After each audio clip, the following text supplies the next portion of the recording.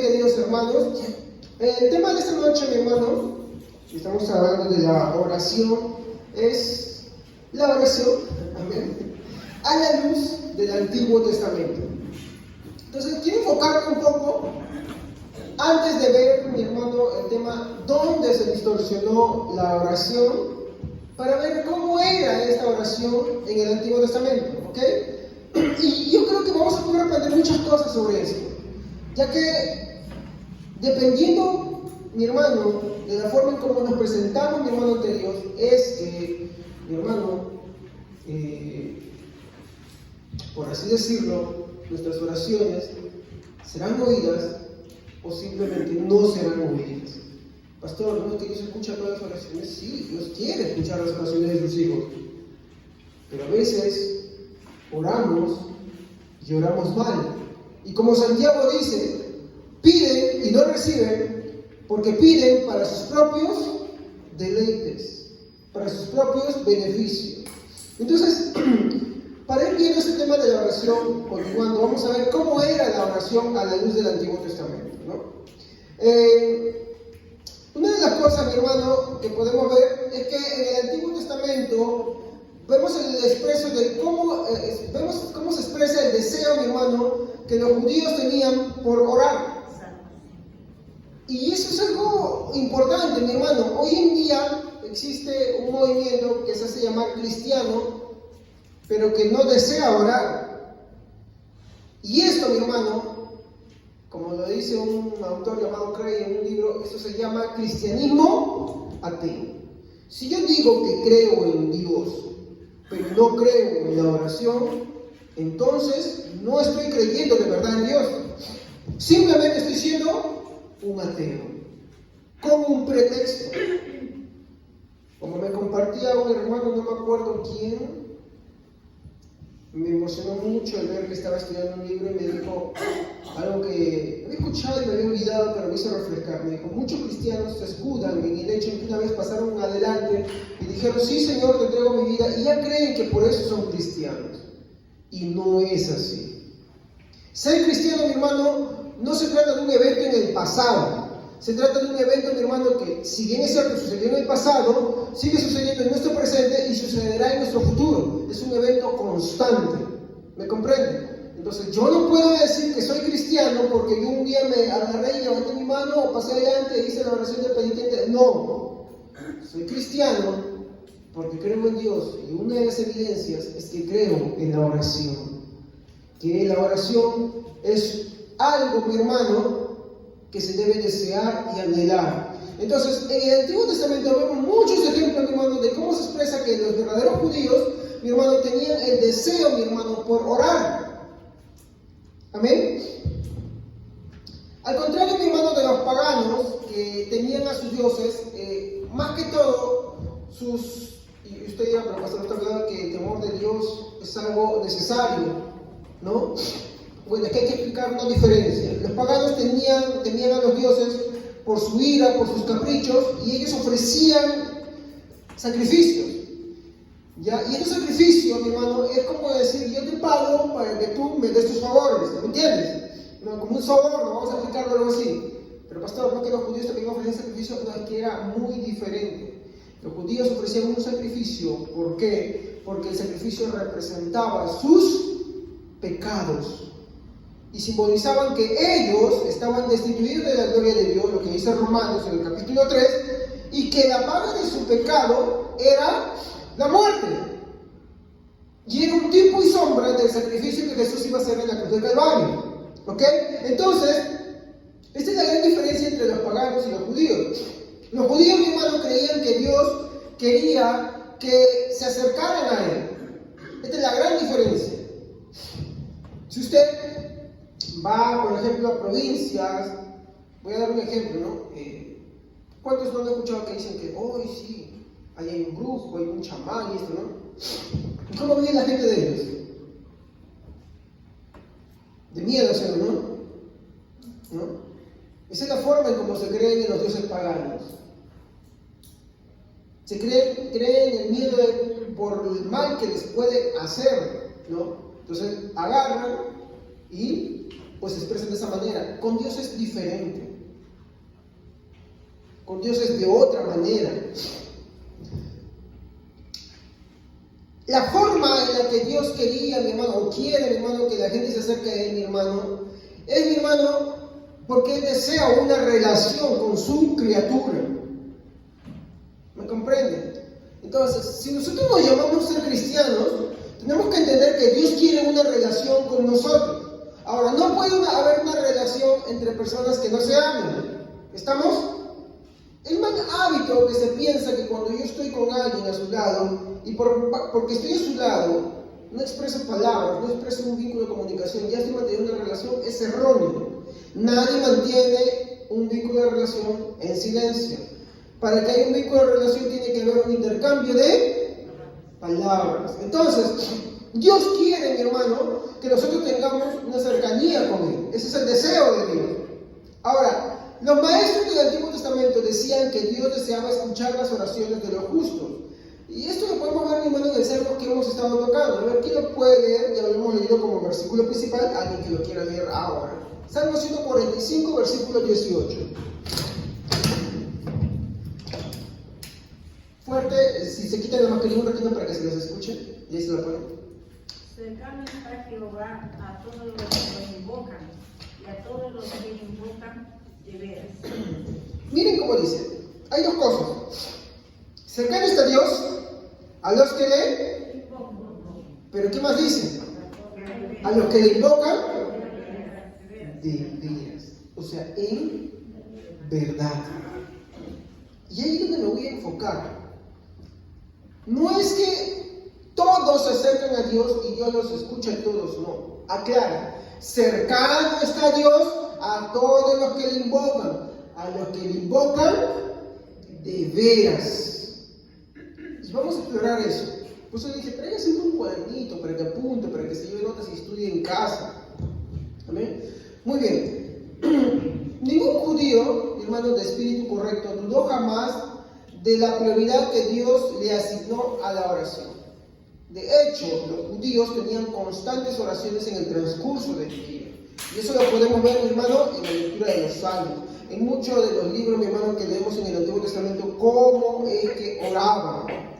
Ellos entendían muy bien. Entonces, esto de hoy en día que se dicen las personas ser cristianos, pero no oran, no los hace ser cristianos. Más bien, mi hermano, lo que son es creyentes que están creyendo en una superstición. A veces criticamos mucho a los católicos que dicen, bueno, ellos son católicos, van o creen en sus cosas, pero casi nunca se congregan, ¿sí o no? Pues lo mismo sucede con los cristianos. Decimos que somos cristianos, y es cierto que nos congregamos, pero no creen que la oración es el medio que Dios estableció, mi hermano, para establecer una relación con Él. ¿Se da cuenta? Entonces, al final, somos lo que criticamos. ¿Estamos ahí? Ya, muy bien. Entonces, aparte de que los judíos, mi hermano, creían, mi hermano, en la oración, mi hermano, y la prioridad, mi hermano, que Dios le asignó a la oración, no solo creyeron que la oración era, mi hermano, para comunicarse con Dios, sino que también era una fuente de la cual fluía el poder para liberarnos. Es verdad, no solamente, pero que hay que tener cuidado, no solamente es para comunicarnos con Dios, sino es el medio, es la fuente, mi hermano, por el cual Dios nos libera. Veamos el Salmo 91. ¿Quién puede leer el Salmo 91?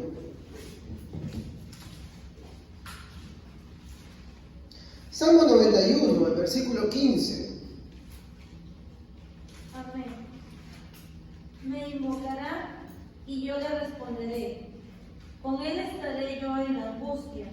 Lo libraré y le glorificaré. ¿Se dan cuenta? Cuando hablábamos de una oración en la que decía, no, tú dirías, no, cuando yo ande en valle de sombras, Él dice que lo quitará. Cuando tú caminas por el sendero de la muerte, Él no dice que te quitará el sendero de la muerte. ¿Qué dice? Que Él andará contigo. Y en esa circunstancia, Él te librará. Ahora, el tipo de libertad no la sabemos. ¿Cómo será que lo hace? ¿Cómo será que obra? Pero tenemos que entender de que Él, mi hermano, quiere que entendamos que por medio de la oración nosotros encontramos esa paz.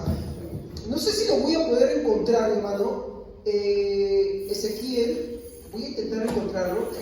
Una palabra que me llamó la atención.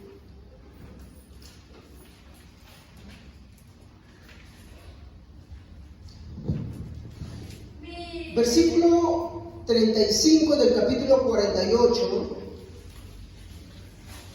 Las palabras finales que dice el libro de Ezequiel dice: y en derredor tendrá 18,000 cañas, y el nombre de la ciudad desde aquel día será Jehová Sam. Esta palabrita, mi hermano, ¿saben qué significa? Ezequiel 35, 48, perdón, 48, 35, al revés. Ezequiel 48, 35. Esta palabrita, Jehová Sama, significa el Señor está allí.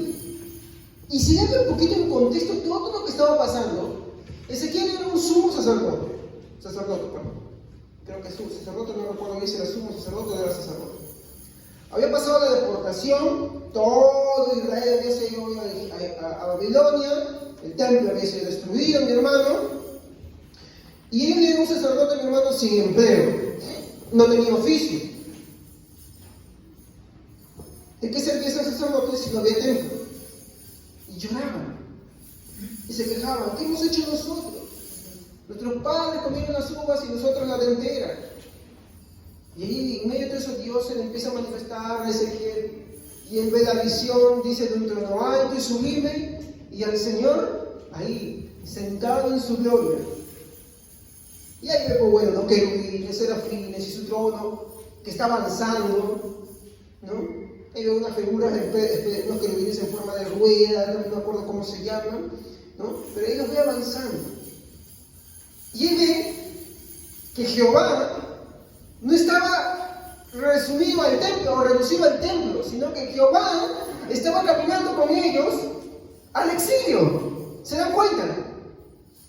¿Y qué es lo que hace el Señor? Le está enseñando a Ezequiel que él debe aprender que en todas esas circunstancias debe tener comunión con su Creador.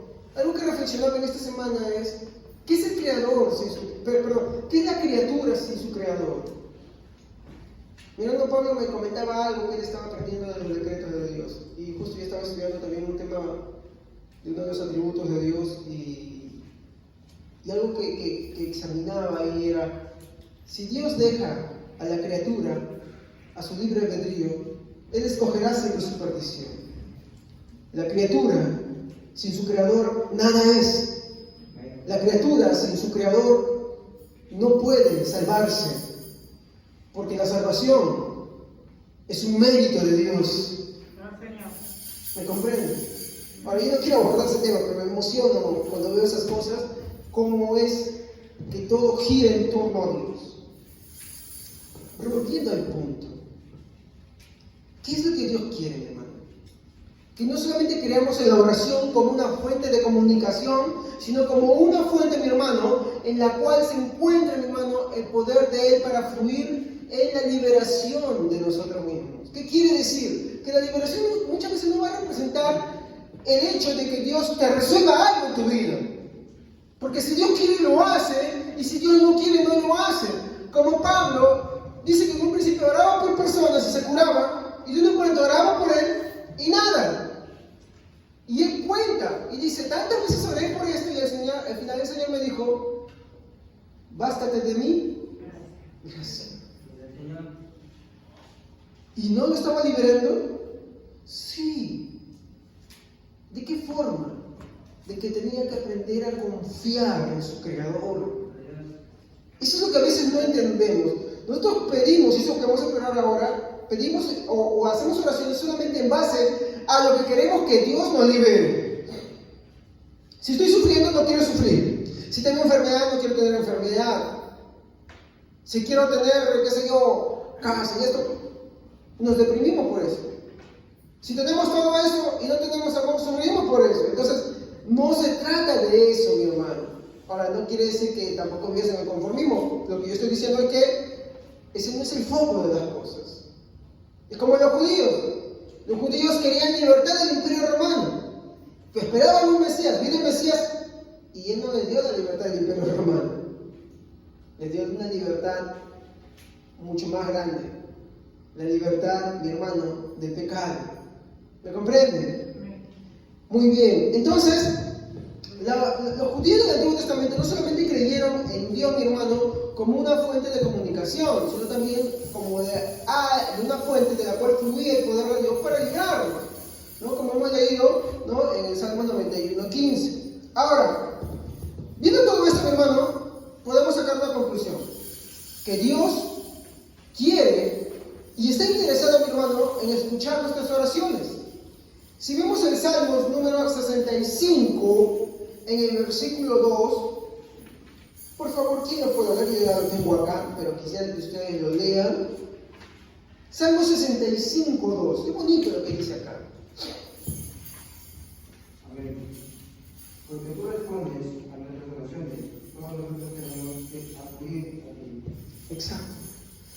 Dios, mi hermano, no falla en responder las oraciones. Si usted pregunta al pastor, yo le pedí muchas cosas a Dios y nunca me ha respondido, pues ahora vamos a ver por qué. ¿Estamos? El punto, mi hermano, que estamos haciendo ahora es explicar, mi hermano, diferentes aspectos de la oración para que cuando lleguemos al Padre nuestro, mi hermano, entendamos la riqueza que está ahí. ¿Me entiende? O sea, quiero explorar todos los aspectos de la oración. Ahora estoy viendo, mi hermano, cómo era la oración en el Antiguo Testamento. Y ahora veré, después la próxima semana, Dios mediante, veremos cómo se volvió la oración en los tiempos de Jesús. ¿Ok? ¿Para qué? Para que lleguemos al momento en el cual el Señor tiene que decir, cuando le preguntan, Señor, enséñanos a orar. Y Él le dice, bueno, cuando oréis, oraréis de esta manera. ¿Me entienden? Pero Él, ¿por qué estaba haciendo eso? Porque tenía que reeducarlos, reenseñarles, mi hermano, lo que ellos habían perdido. ¿Amén? Muy bien. Entonces, este salmo nos dice, ¿no? Tú oyes la oración. Sí, ella oye. Y a ti vendrá toda carne. Veamos la duada que tenemos acá. Algo que aprendí una vez de alguien que hizo una exposición sobre cómo era la poesía hebrea, mi hermano, es que la poesía hebrea siempre se compone de dos líneas. La primera línea pone el problema y la segunda la solución. Uno dirá, tú oyes la oración, y entonces dirá, uy, yo soy la oración de todo el mundo. No. Veamos la respuesta que dice en la segunda línea. ¿Qué dice la segunda línea? No versículo. El versículo 2 tiene dos líneas. ¿Qué dice la segunda línea? ¿De quiénes oye la oración? ¿De quiénes? Fíjense en la segunda línea. Él dice primero, tú oyes la oración, ¿no? Pero ¿de quién oye la oración? Ve la segunda línea. De los que vienen, de los que no vienen a Él no oye. Yo le voy a decir algo que de repente usted se va a escandalizar. Mucha gente que no conoce de Dios ora y Dios no los oye. Sí, Dios no los oye. Ni en su desesperación los oye. ¿Sabe por qué? Porque Él solamente oye a sus hijos. Porque Él solamente oye a los que van a Él, a los que vienen a Él. ¿Y cómo dijo Jesús que teníamos que ir a Él?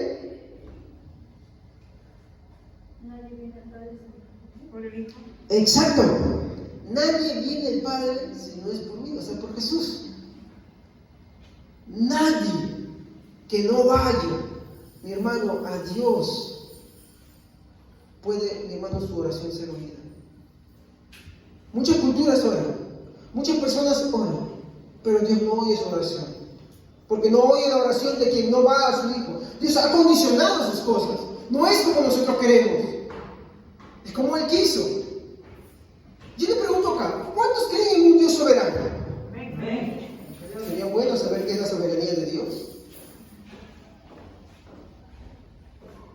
La supremacía quiere decir, así chiquito, que Dios está por encima de todo. Dios es excelso y nada está por encima de Él.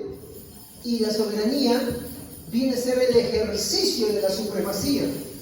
¿Qué quiere decir? que como Él es supremo todo, y como un Dios supremo, Él tiene la potestad de hacer su voluntad como Él quiere, el ejercicio de su soberanía. ¿Me entienden? Entonces, en el ejercicio de su soberanía, mi hermano, Él condiciona las cosas que Él quiere como Él quiere. Entonces, si Él subordinó la oración, mi hermano, de una forma, y de que la oración no es que toda persona ore simplemente por pedir cosas o porque crea supersticiosamente en Dios, mi hermano, y que Dios le va a oír, no es así. Es más, y no voy a hablar de este hoy día, pero en un momento hablaremos sobre San Juan 3:16. Dios está, mi hermano, no es que Dios oiga la oración del mundo, no, Dios no oiga la oración del mundo. La Biblia dice que Dios está en enemistad con el mundo. La oración, mi hermano, que Dios oye es la oración de sus hijos. Por eso es indispensable venir a Cristo. Entonces, si creemos en un Dios soberano, ¿cómo podemos entonces decir que Dios oye la oración de todos si Él la condicionó? Cuando exploremos el Padre Nuestro vamos a ver cómo lo dice. Está condicionada a ciertas cosas. Y en el tema de hoy día vamos a ver ciertas cositas que tenemos que tomar muy en cuenta. Voy avanzando si no me quedo ahí, ¿ya? Me han acusado de que mucho me emociona muchas veces. Es verdad, a veces me emociona. Me quiero ir por otro lado. ¿Qué elementos usaron, mi hermano, los antiguos judíos en sus oraciones? ¿Qué elementos vemos plasmados en el Antiguo Testamento que impregnan las oraciones de ellos? Bueno, los judíos tomaron muy en serio estos elementos, mi hermano, que debían tener en sus oraciones. Y nosotros, mi hermano, tenemos que tener en cuenta esto también, que nuestras oraciones tienen que tener ciertos elementos que, mi hermano, van a hacer, mi hermano, que para Dios sea agradable. ¿Se acuerdan? Y quiero tomar una metáfora acá, mi hermano. Cuando leemos en la Biblia, en el Génesis, ¿ya? El caso de Caín y Abel, vemos que Dios dice que recibió con agrado la ofrenda de Abel, mas no la de Caín. Y aún así le dijo, si sigues bien. Entonces Dios no, mi hermano, recibe toda ofrenda. Dios no recibe toda oración. Aunque el tema no se va a centrar en eso hoy día, voy a tocar ciertos elementos que sí son buenos considerar. ¿Amén? Entonces vamos a ver estos elementos, mi hermano, que están en el Antiguo Testamento. Disculpen, estoy como la otra porque estoy con la garganta seca, así que me ayuda con la lectura, ¿ya? Muy bien. El primer elemento, alabanza amorosa. Va buscando el Salmos 34, y de ahí el Salmo 51. Salmos 34. 34, 1. ¿Qué es la alabanza amorosa? Cuando nosotros inmediatamente, iba a hablar con la botella, cuando nosotros inmediatamente tocamos el tema de la alabanza, decimos, a Dios le agrada la alabanza, y no estoy diciendo lo contrario, se refiere que yo agarre mi piano, agarre mi guitarra y me ponga a tocar porque a Dios le agrada la alabanza. No estoy diciendo necesariamente eso, mi hermano, o que solamente cante. No estoy diciendo que no se haga eso. Eso es importante, mi hermano, como una adoración a Dios, como un servicio a Dios. Eso es bonito, son elementos, mi hermano, que debemos aprender a tener, pero estoy hablando ahora específicamente de la oración. Entonces, ¿qué es una alabanza amorosa en la oración? Bueno, tenemos que ir a la definición de alabanza. Bueno, ¿qué es una alabanza? Cuando nosotros tenemos la idea de alabanza, pensamos que es una guitarra, ¿sí o no? Pensamos que tengo una guitarra y estoy cantando con eso, ¿sí o no? ¿El diccionario qué dice? Sí, es una exaltación, es un elogio o un reconocimiento. ¿Qué es elogio? Por ejemplo, yo le digo a mi esposa, qué bonito te has arreglado el día, me gusta cómo cocinas esto. ¿Me entienden? Son elogios. Bueno, uno de los elementos, mi hermano, que nosotros vemos, mi hermano, que usaban los verdaderos judíos en sus oraciones, era una alabanza amorosa, con elogios, con reconocimiento, con exaltaciones. Veamos el Salmo 34:1.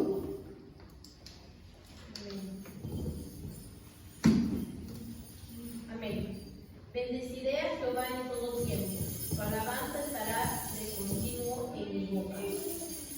Contexto, ¿qué dice? A ver, su Biblia, ¿qué dice el Salmos 34:1? Tiene un título. Salmos del delante de Abimelech y él lo echó y se fue. El salmo que está describiendo acá David, mi hermano, es cuando él agarró y le hizo o intervino, mi hermano, ante, ¿no?, un rey, ¿sí o no? Entonces, ¿qué está elogiando David? Las proezas del Señor, de cómo lo libró. Por eso es el subtítulo acá, Salmo de David, cuando mudó ese semblante delante de Abimelech y él lo echó y se fue, ¿no? Y por eso dice, bendeciré a Jehová en todo tiempo. Dios había hecho algo en él y ¿qué hace David? Está elogiando a Dios. Dice, su alabanza estará continua en mi boca. ¿Por qué lo está elogiando? Porque lo ha librado. ¿Cuántos de nosotros venimos en oración y de arranque pedimos cosas y no elogiamos a Dios por las cosas que nos libra? Y no estoy hablando de agradecer, estoy hablando de elogiar, de engrandecerlo. Por ejemplo, Dios te dio la salvación. Oh Dios Todopoderoso, tuya es la salvación. ¿Cuándo venimos así en oración? A exaltarlo, a elogiarlo, a reconocerlo. Mire, esto está en el Antiguo Testamento, mi hermano. Y aún salmo más. De hecho, ya está llegando el libro sobre Charles Paul sobre el Salmo 51. Muy bonito. Ya va a llegar en estos días. Salmo 51, 15. Por favor, ¿quién lo puede leer?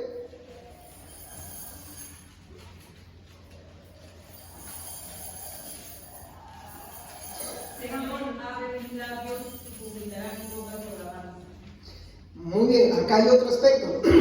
Este es un salmo de arrepentimiento, ¿no? Y el que le dice, Señor, abre, ¿qué cosa? Mi boca. Pero ¿por qué le está pidiendo, abre mi boca? A ver, contexto otra vez. David había pecado. Y Dios, ¿qué cosa estaba haciendo con él? Lo estaba restaurando. Mire el agradecimiento. ¿Cuántos de nosotros pecamos? No, pastor, yo no peco. Mire, ahí hay un error. Yo le voy a decir en lo que es la doctrina, ¿qué es esto? A veces pensamos que porque somos cristianos ya no somos pecadores. No, sí somos pecadores. El cristiano no es que vino a Cristo y ya no es pecador. No, sí es pecador. Es más, el hecho de que sea santo es que él reconoce que en su vida hay más cosas que son pecados que antes él no consideraba. ¿Me comprenden? Por eso es que Martín Lutero, ¿no?, decía, ¿no?, una frase en latín, justus et peccator, justos y a la vez pecadores. ¿Qué quiere decir esto?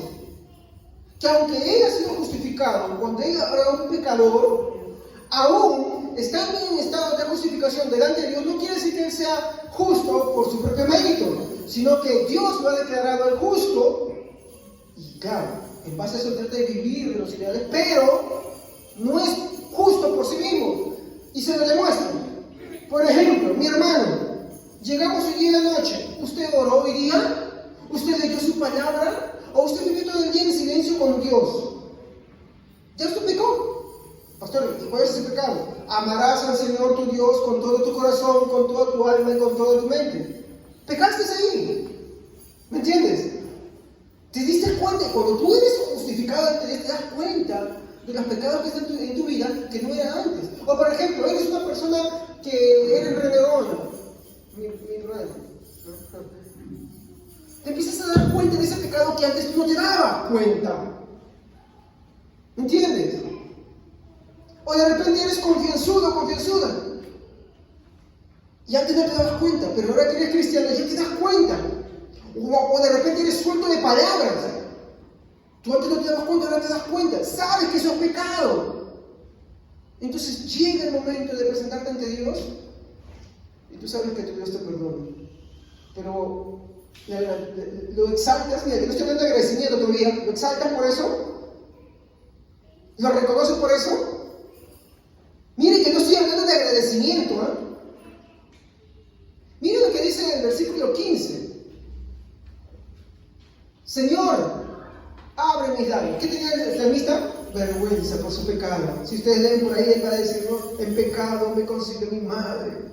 Rebaja su conciencia, entiende que el pecado es algo más profundo en su ser. Pero él le dice, Señor, abre mis labios, perdí la certeza de tu salvación, mas no tu salvación, porque la salvación es de Dios.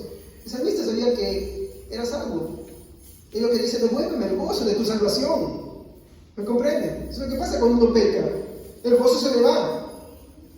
Pero la salvación no, cuando es verdadero creyente. Entonces, él le dice, Señor, abre mis labios y publicará mi boca tu alabanza.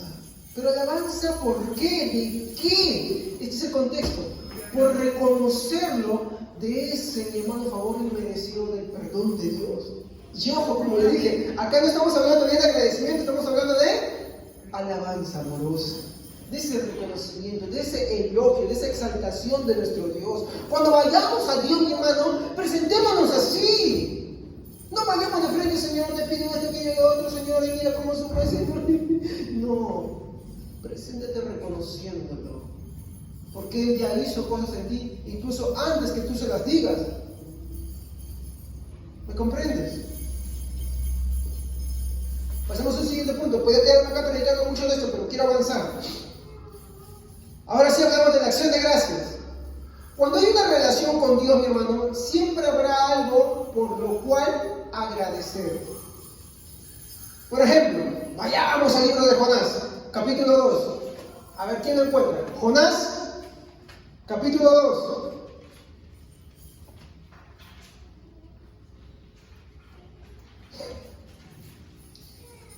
Esta es la oración, mi hermano, cuando Jonás, mi hermano, se encuentra dentro del vientre de un pez. ¿Quién lo encontró? A ver, ¿quién lo encontró puede leerlo? Entonces oró Jonás a Jehová su Dios desde el vientre del pez, y dijo: Invoqué en mi angustia a Jehová, y él me oyó, desde el seno del Seol clamé, y mi voz oíste. Me echaste a lo profundo en medio de los mares, y me rodeó la corriente. Todas tus ondas y tus olas pasaron sobre mí. ¿Saben qué había pasado? Justo le habían lanzado el barco y un pez lo traga, ¿ya? Y mi hermano, dentro del estómago del pez, en la situación en la que él se encontraba, él empieza a alabar a Dios, a agradecer a Dios. ¿Quién agradece a Dios en momentos malos? ¿Quién reconoce a Dios cuando las cosas no están yendo bien? ¿Quién le dice, Señor, no entiendo esto, pero te alabo, te agradezco? Más bien, ayúdame a entender lo que me quieres enseñar. ¿Cuántos hacemos esto, mi hermano? Esto, mi hermano, es bien bizarro muchas veces entre creyentes. Más influenciado por una teología, mi hermano, en la cual, mi hermano, no estoy diciendo que la teología sea mala, sino una mala teología, ¿no? En la cual, por ejemplo, vemos la teología de la prosperidad, en la cual, mi hermano, todo está centrado en el egoísmo, en los bienes que voy a recibir, y como por ahí uno dijo, no, si tú no tienes bendición, tú no tienes carro y otras cosas, no eres cristiano. ¿Cómo es eso posible? Entonces, ¿qué es de los apóstoles que sufrieron, que no tuvieron nada de eso? Pero aprendieron a ver esas cosas, mi hermano. Aprendieron a agradecer a Dios en tiempos no muy favorables también. Y de eso se trata. Cuando uno tiene una comunión con Dios, una relación con Dios, mi hermano, una persona, mi hermano, siempre podrá ver algo con lo cual tiene que agradecer a Dios, aún en la peor de las situaciones. Algo que estaba viendo el otro día, ¿no? Sobre el testimonio del pastor Kim muerto en Corea, ¿sí? ¿No? Corea del Norte, ¿no? Ustedes saben que el comunismo, socialismo y todas esas cosas, ¿no? No son anticristianos. Y resulta que ellos durante mucho tiempo se habían estado reuniendo ¿no? debajo de una construcción, creo que era un puente, algo así, no recuerdo bien. Y como había una sola Biblia, ellos se reunían para orar y estudiar esa única Biblia que estaba ahí. Y en medio de las modificaciones, se derrumba parte de la construcción y los encuentran. Y según el testimonio, a sus niños, ¿no? Cuando los iban a ahorcar, para que ellos nieguen su fe, y sus padres acercan y le dicen, no, dentro de poco los vamos a ver desde arriba. Y los ahorcan a los niños delante de ellos. Entonces agarran y prenden una planadora y cuando estaban, mi hermano, los pusieron así en fila echados en el piso, ellos empezaron a cantar un himno. Y así cantando el himno, uno a uno fue aplastado. ¿Quién agradece a Dios ahí en esas situaciones? Los verdaderos cristianos. En el circo romano los cristianos morían despedazados por los leones de esa manera, cantando himnos. ¿Se dan cuenta? Y a veces cuando nos pasa algo, ¡ay, ya no quiero saber nada! ¡Ay, me voy de la iglesia! ¡Ay, esto cayó! ¡Ay, lo otro! No hay una relación con Dios. Se duda de la conversión de esa persona. Y tenemos que tener mucho eso en cuenta. Por eso es que, mi hermano, es bueno no mentir a los cristianos. No es bueno engañarlos porque un hermano venga a la iglesia y decirle, ya tú eres cristiano. No, tampoco digo que no vayas a eres cristiano. Pero en el momento de predicar hay que ser mejor sinceros y claros. Amén. Hay que ser sinceros y claros. Tú profesar en un momento de tu vida, en un tiempo pasado, y decir, soy cristiano, me entregué a la oración penitente, o por ejemplo, haberme bautizado una vez, por eso soy cristiano. No, eso no me hace ser cristiano. Lo que me hace ser cristiano es vivir así como estuve en ese momento, ahora y en el futuro. Vivir así todos los días de mi vida. Eso es lo que me da a mí, mi hermano, la certeza de que soy un cristiano. ¿Me comprenden? La perseverancia. ¿Ok? Entonces, cuando hay una situación, sea en tiempos buenos o en tiempos malos, uno siempre ve, mi hermano, cómo agradecer a Dios. No hay que comer, se come pan con agua y diga, gracias Señor, tú eres nuestro Dios.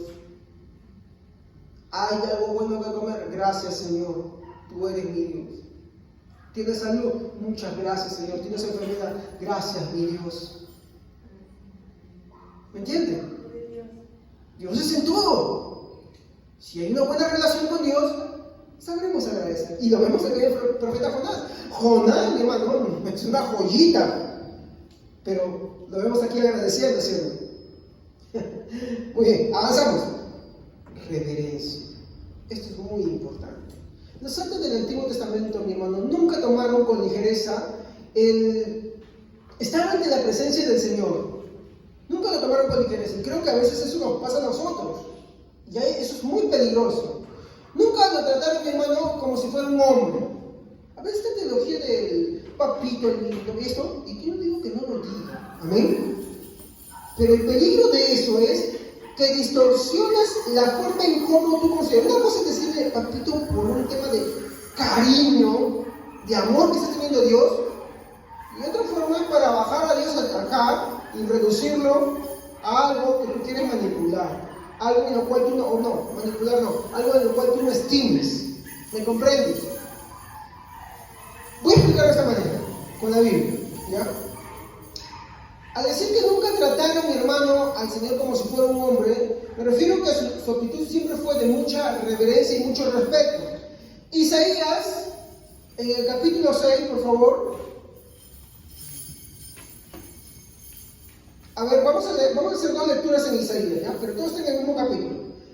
Un hermano que me lea Isaías capítulo 6, del verso 1 al 4, para que entendamos qué es lo que estaba pasando.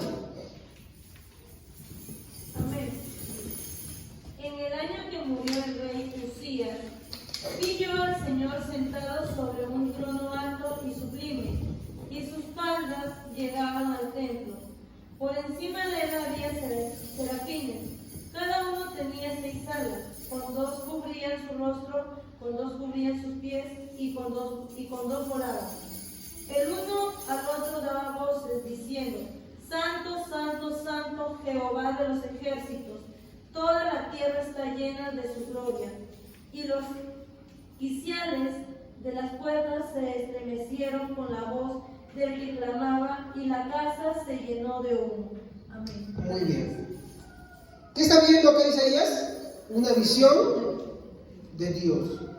Ahora, es como nosotros tenemos la gloria de Dios muchas veces. Un hermano que se ha convertido, ¿me entienden? Cuando venimos al servicio a adorarle, en las mañanas, en las tardes, cuando salimos, vemos su benevolencia y todo.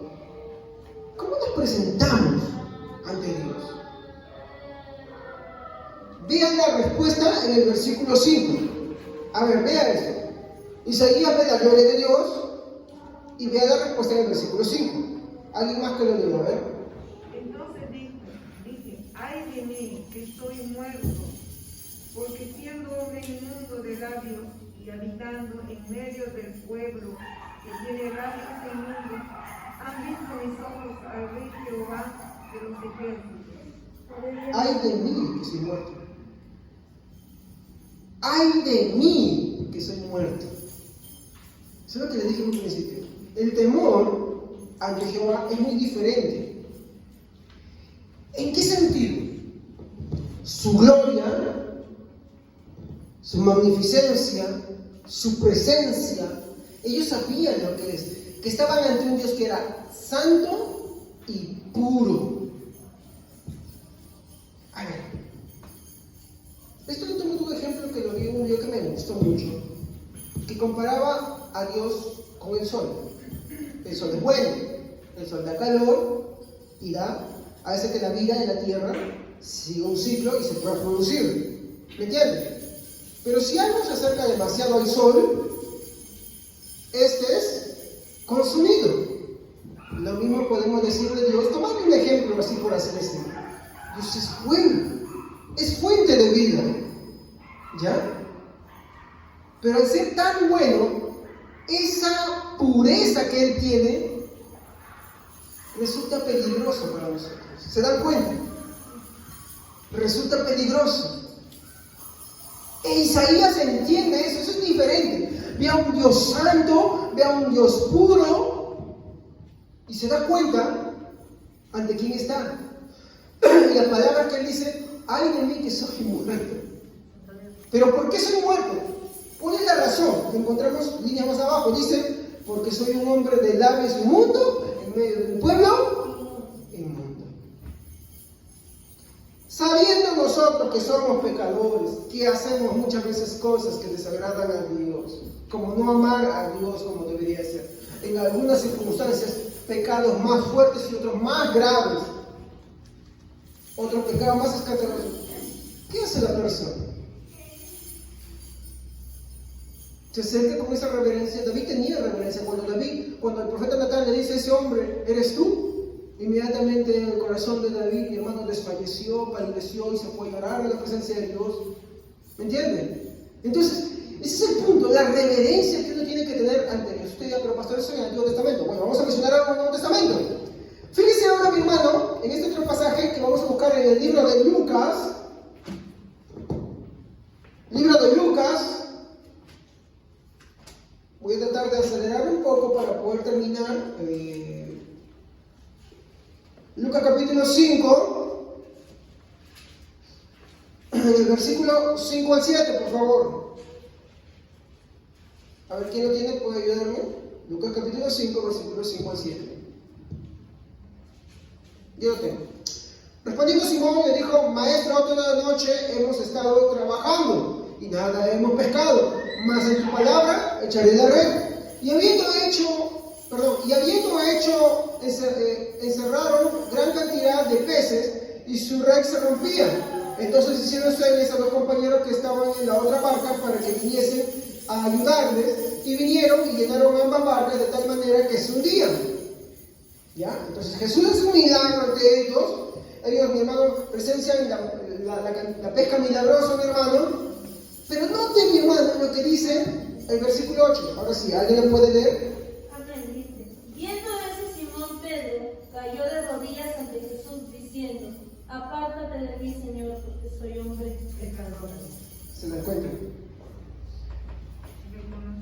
Cuando uno entiende ante quién está, ¿sabes que mi esposa está explicando en las bienaventuranzas?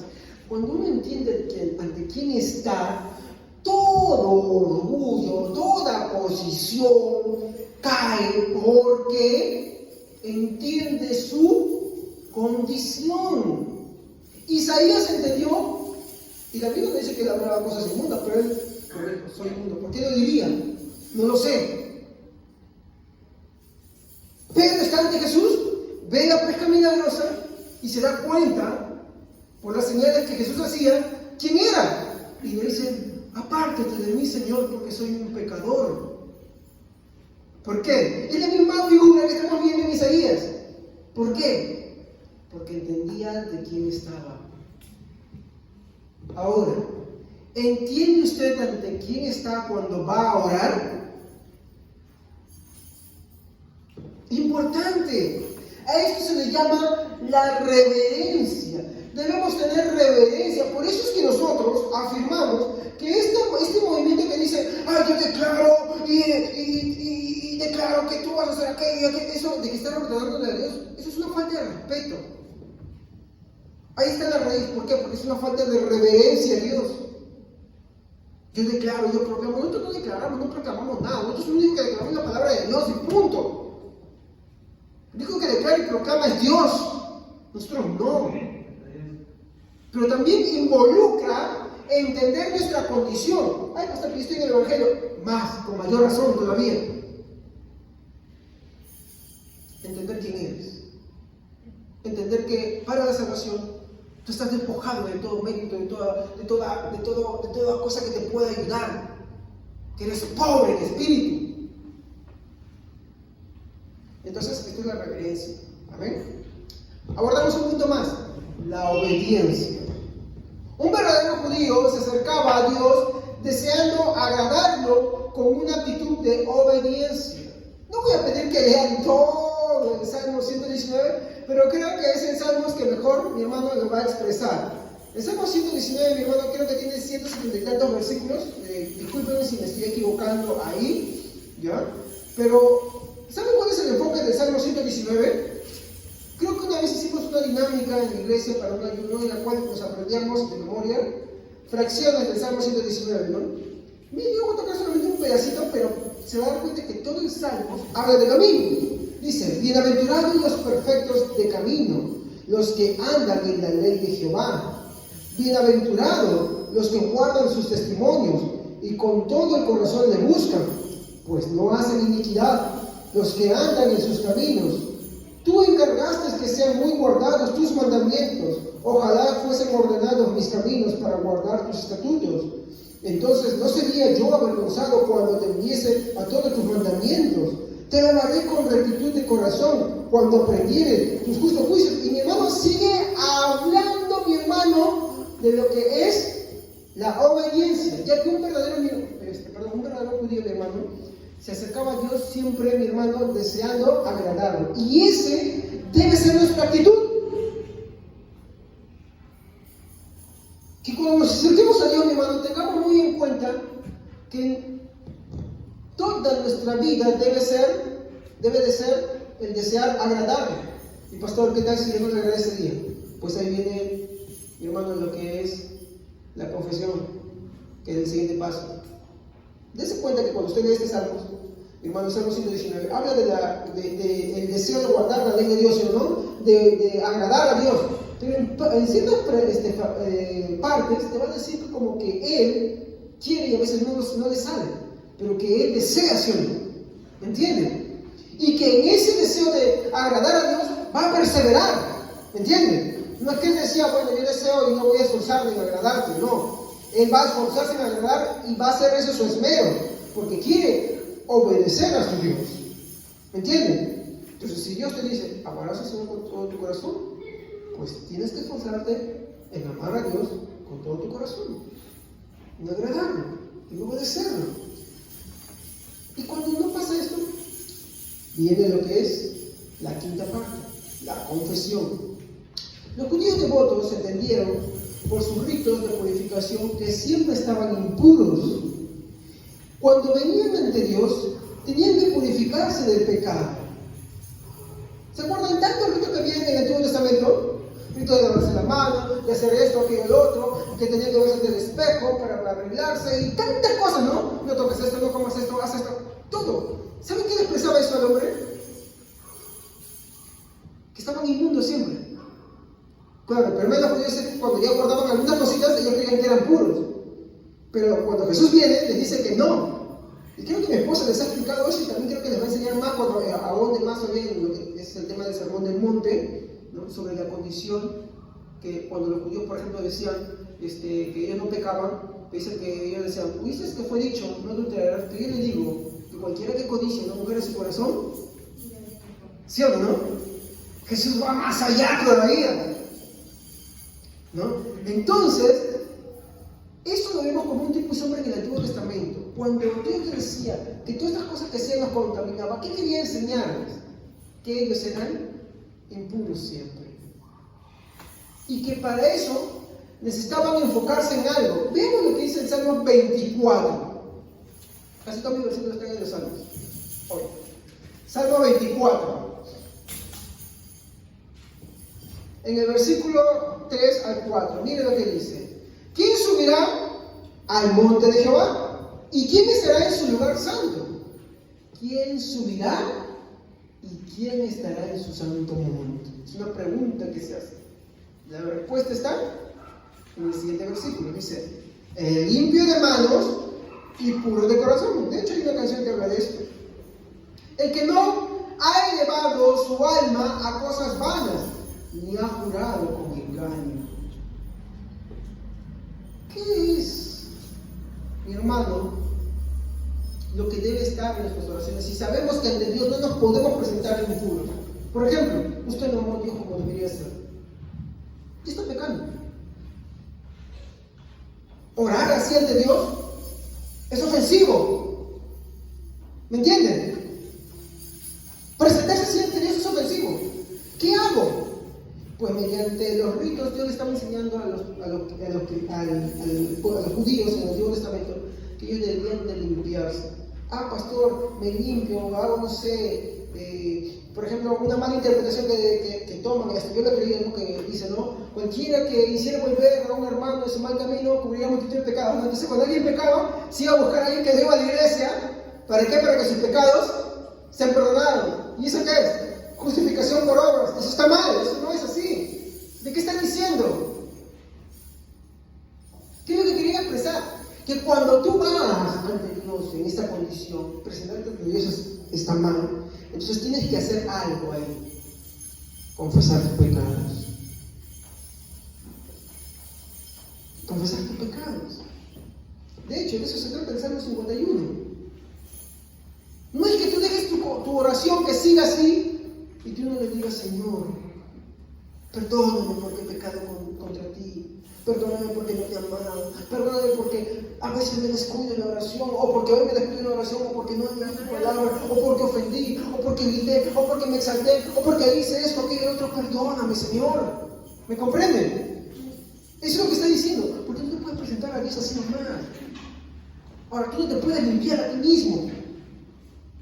Entonces, ¿qué tienes que hacer? Que cuando vas a la oración, confiesa de tus pecados a aquel que sí te puede limpiar de tus pecados. ¿Y el que te limpia? Es Jesús. De hecho, cuando Jesús está lavando los pies a sus discípulos, le dice, cuando Pedro dice, no Señor, tú no me vas a lavar los pies. Dice, si yo no te hago esto, tú no vas a tener parte de suerte conmigo. Entonces, Señor, váyame. No necesitan, ustedes están bañados, están limpios, solamente necesitan lavarse, ¿no? Aunque no todos. ¿Y quién era ese? Judas. Entonces, ¿quién es el que nos limpia? Es Jesús. Entonces, ¿cómo nos limpiamos? Bueno, nosotros no nos limpiamos. Tenemos que confesar nuestros pecados. Tenemos que, cada vez que acudimos a la oración, ser reflexivos.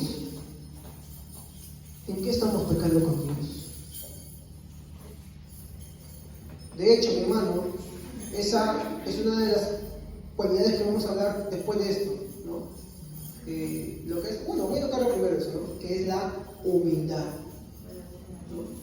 El verdadero, mi hermano, judío acudía en oración ante el Señor y lo hacía para someterse a su voluntad. El ejemplo más grande, mi hermano, vino del judío más verdadero que jamás haya existido y haya caminado sobre esta tierra, que se encuentra en Lucas, capítulo 22, versículo 42, y le dice, Señor, si es posible, pasa de mí esta copa, pero no se haga mi voluntad, sino la tuya. ¿Estoy hablando de Jesús? ¿Quién es el judío más grande que existió? Jesús. ¿Me comprenden? Entonces, mi hermano, qué importante es ser humildes de que nosotros No hacemos muchas veces la voluntad de Dios. Es más, hasta en nuestros mejores intentos fallamos en hacer la voluntad de Dios. Entonces es importante que cuando vayamos a la oración seamos humildes y tengamos presente de que nosotros, mi hermano, le roguemos a Dios para que Él nos permita a nosotros, mi hermano, hacer, mi hermano, su voluntad.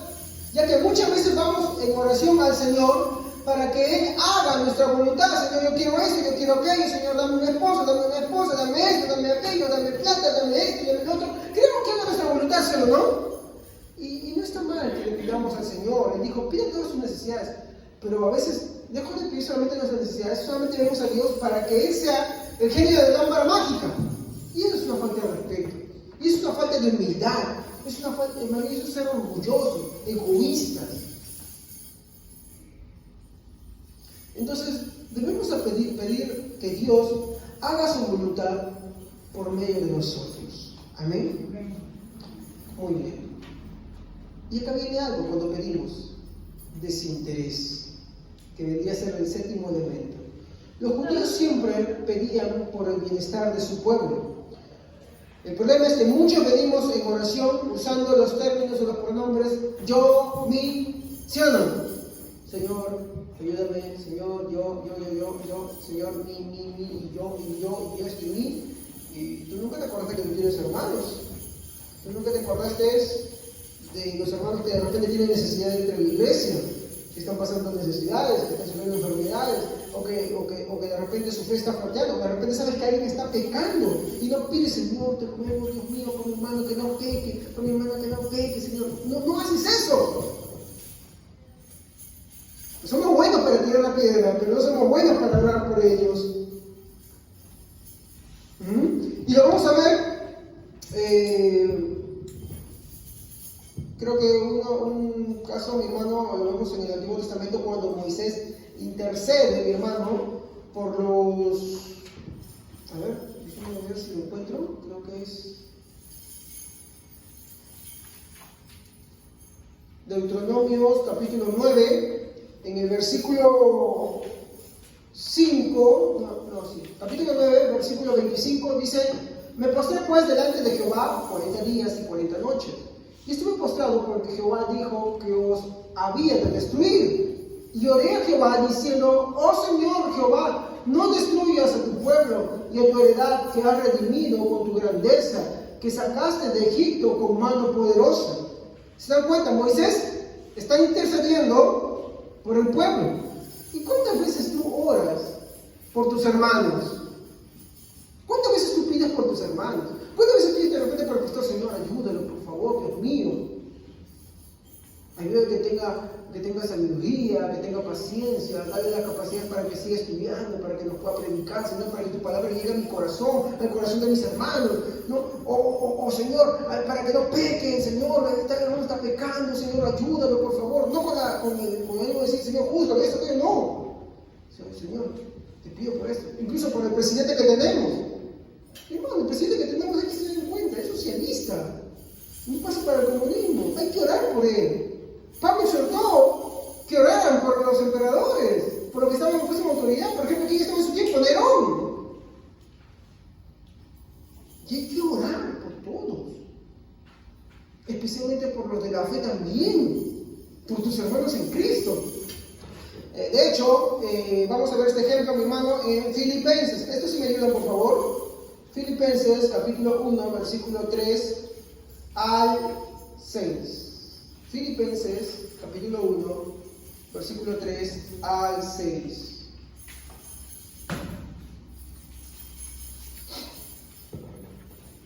No quiero despegarme de este capítulo porque lo voy a usar todavía. Doy gracias a mi Dios siempre que me acuerdo de vosotros, siempre en todas mis oraciones rogando con gozo por todos vosotros, por vuestra unión en el Evangelio desde el primer día hasta ahora, estando persuadido de esto que comenzó en vosotros la buena obra, la perfeccionará hasta el día de Jesucristo. ¿Qué estaba pidiendo, hermana? ¿Qué estaba pidiendo?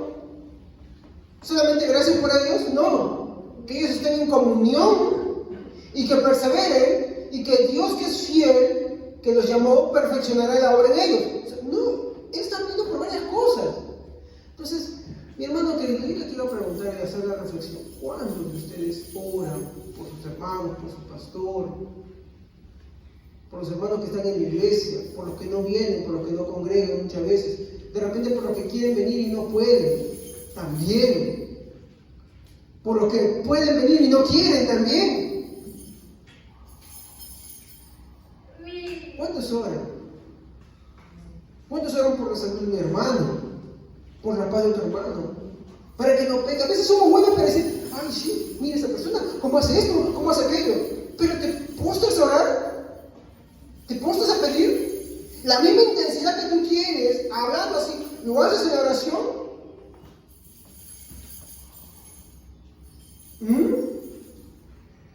Y acá con esto quiero enlazar algo, ya que este punto es el desinterés, quiero hablar de la perseverancia. En el Antiguo Testamento, mi hermano, los judíos de verdad enseñaron que la oración debía ser persistente.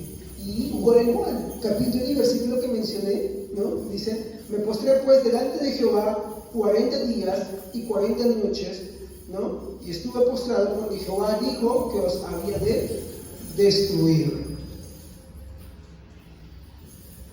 ¿Se acuerdan?